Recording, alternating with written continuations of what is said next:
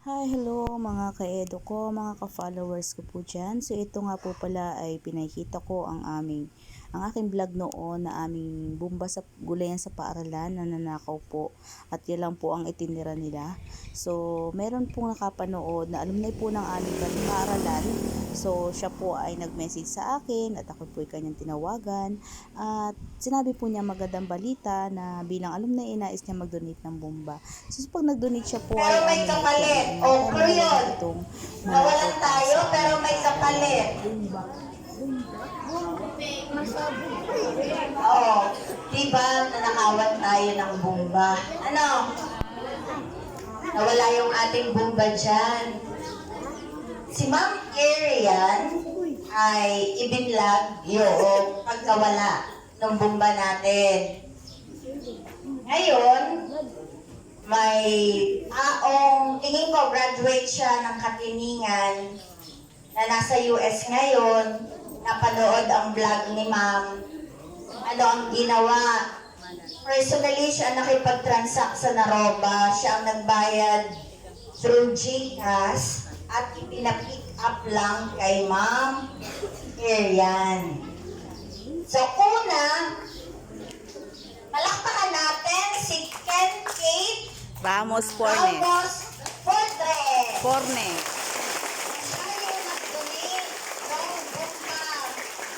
Anak ni Tita Carl, Tita Clara.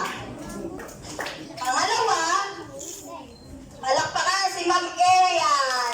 Bakit? Kung hindi nag-vlog si Ma'am Arian, hindi makikita yun ni Ken Kate, di ba? Kasi siya yung nasa US. Ano? Ang bomba ay nandiyan na ngayon.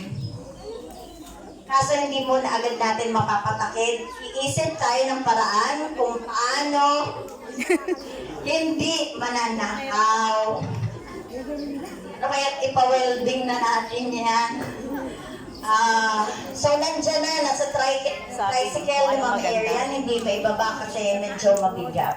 Pero nandiyan dyan.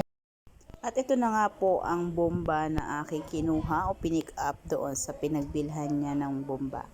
So yan, thank you Madam Ken Kate Ramos Fornes. At ito na nga po ay ipinagawa na namin ang bumbang ito agad-agad dahil kailangan po ng mga bata ito sa aming at sa aming pagdidilig. So ayan, ipinasemento na rin po namin. Ito naman po ay sa tulong naman ng aming PTA. So sila na lang po ang nag-shoulder sa labor ng dalawang nagwagwapuhang ito.